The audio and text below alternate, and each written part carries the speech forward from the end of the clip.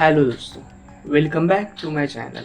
आज मैं आपको एक्सट्रैक्शन 2 मूवी को एक्सप्लेन करने वाला हूँ, जिसमें एक्टर क्रिस हेम्सवर्थ है और डायरेक्ट किया है सैम हारग्रेव ने।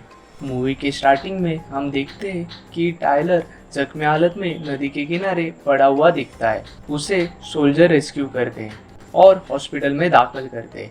टाइलर को उसके पिछले मिशन के बाद बचा लिया था, लेकिन उसके बचने की संभावना कम थी।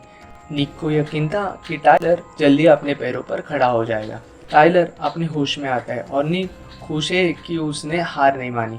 टाइलर को गमुंडन ऑस्ट्रिया में रिटायरमेंट के लिए भेज दिया जाता है। उसका सारा सामान और उसका पालतू कुत्ता को भी उधर शिफ्ट करते हैं। टाइलर का रिटायरमेंट ज़्यादा दिन तक नहीं रहता। उसकी पत्नी मिया द्वारा भेजा गया एक अनजान आदमी उसे जॉब देने के लिए उसके घर आता है। मिया की बहन केतवन और उसके बच्चों को जॉर्जिया जेल में केतवन के पति डेविड द्वारा बंद कर दिया गया है, जो उन्हें जबरदस्ती वहां रख रहा है। डेविड और उसका भाई जूरब जॉर्जिया में एक गैंग चलाते हैं और जब टाइलर ने उन्हें आखिरी बार देखने के बाद से अपना खुद का एक एम्पायर बना लिया है। डेविड, जूरब और उनका गैंग खुद को नगाजी कहते हैं। डेविड और जूरब का जॉर्जिया में $1 मिलियन का हीरोइन का कारोबार है। दोनों भाई व्यावहारिक रूप से देश चलाते हैं और उनकी जेब में कई राजनेता हैं। केवल अमेरिका की वजह से डेविड अभी भी जेल में है। टाइलर का काम केतवन और उसके बच्चे को बचाना है।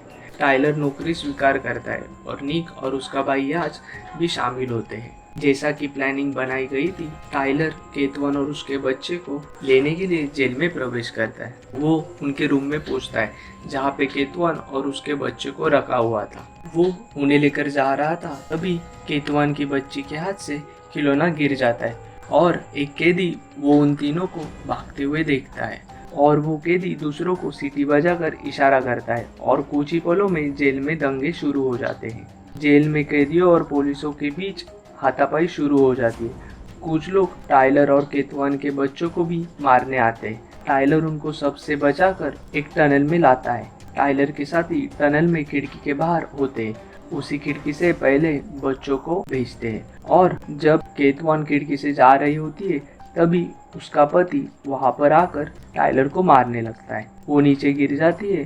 टाइलर और केतवन के पति के बीच हाथापाई शुरू हो जाती है। टाइलर उसके 2 उंगली हाथ से तोड़ देता है और गोली मारता है और केतवन उसे पीछे से सिर पर मारती है। डेविड मर जाता है। टाइलर और केतवन फिर वहां से निकल जाते हैं। टाइलर सभी गुंडों को मार देता है और वो लोग अपनी टीम से मिलते हैं। वो लोग ट्रेन में चढ़ जाते हैं, लेकिन ट्रेन में भी डेविड के आदमी उन्हें मारने आते हैं।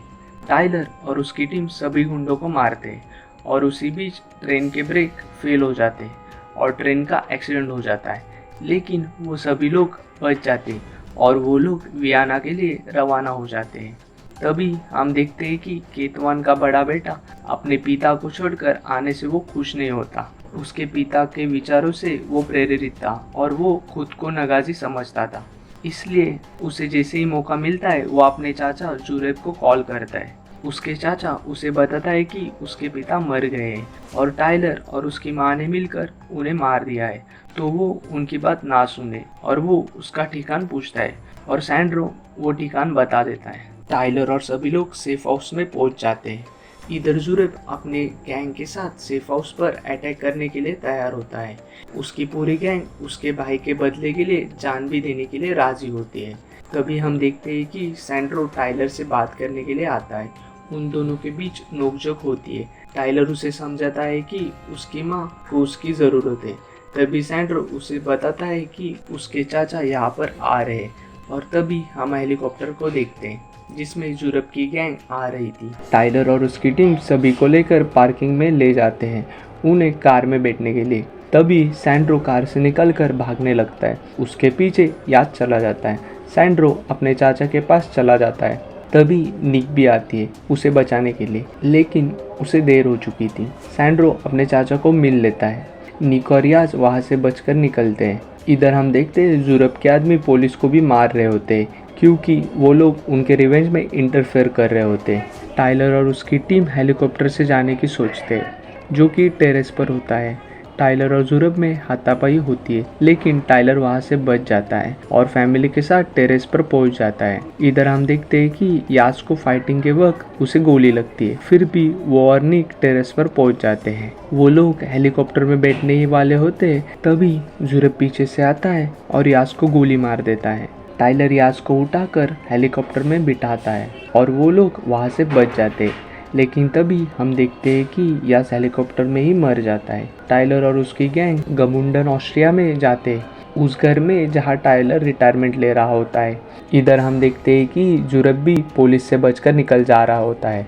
ज़ुरब को अभी भी उसके भाई का बदला लेना होता है।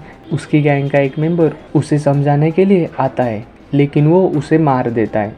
इधर हम देखते हैं कि टाइलर की बीवी वहाँ पर आ जाती है उसकी बहन को मिलने। उनसे मिलने के बाद मिया और टाइलर बात कर रहे होते हैं कि तभी ज़ुरब उसे कॉल करता है। टाइलर उसे सैंड्रो के बारे में पूछता है। ज़ुरब को अभी भी बदला लेना था, इसलिए वो उसका ठिकाना बताता है और निगोशिएशन के लिए पूछता है, और टाइलर उसे ना बोलकर लड़ने के लिए तैयार होता है और वो गाड़ी से जा ही रहा होता है। तभी हम निक को देखते हैं। उसे भी लड़ाई करने के लिए आना था, उसे उसका भाई की मौत का बदला लेना था, लेकिन टाइलर वहाँ से अकेला ही चला जाता है। टाइलर उस जगह पहुँच जाता है जहाँ पर सैंड्रो होता है। वो एक एक करके ज़ुरब के सभी आदमी को मार देता है। ज़ुरब सैंड्रो को लेकर चर्च चला जाता है।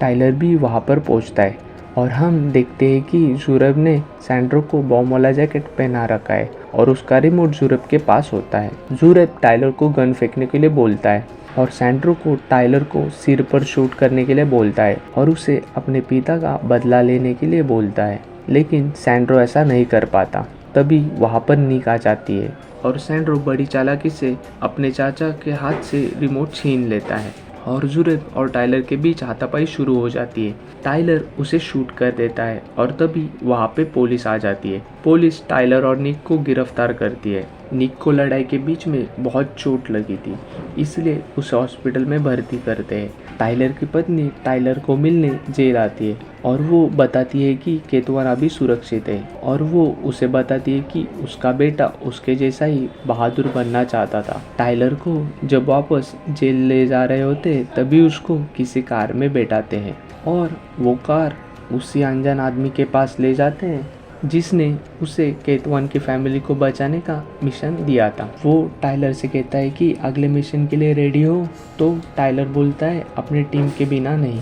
तभी हम एक और गाड़ी को देखते और उस गाड़ी से निक उतरती है और इसी के साथ ये मूवी ख़त्म होती है। Thank you for watching. मिलते हैं नेक्स्ट वीडियो में।